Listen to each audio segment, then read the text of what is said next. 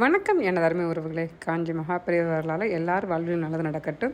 இன்னைக்கு காலையில் ரொம்ப மண்டையை போட்டு குழப்பி கடைசியில் தானியத்தில் அடை பண்ணலாம் அப்படின்னு சொல்லிட்டு கொண்டக்கடலை, சிறுபயிறு, காராமணி, அதுக்கப்புறம் சிறுபருப்பு, அதுக்கப்புறம் உளுந்து கொஞ்சம், அதுக்கப்புறம் பச்சரிசி கொஞ்சம், இட்லி அரிசி கொஞ்சம் எல்லாம் போட்டு ஊற வச்சு அது கூட வத்தல், இஞ்சி எல்லாம் போட்டு அரைச்சி, அப்புறம் உப்பு எல்லாம் போட்டு அரைச்சி கொஞ்சம் நேரம் வச்சுட்டு, அதுக்கப்புறம் சின்ன வெங்காயம், பச்சை மிளகாய் அதை போட்டு வதக்கி எண்ணெயில் போட்டு வதக்கி அதில் அடமாவில் கொட்டி நல்லா முறுன்னு 2 பக்கமும் திருப்பி போட்டு கொஞ்சம் நல்லெண்ணெய் நிறையா விடணும். அதான் ரொம்ப டேஸ்ட்டாக இருக்கும். இது நேற்று நான் ஐயப்பன் கோயிலுக்கு பிரதிஷ்டை தினத்துக்கு போயிருந்தேன்னா அப்போ அண்ணன் கொண்டு காலையில் கொடுத்தான்.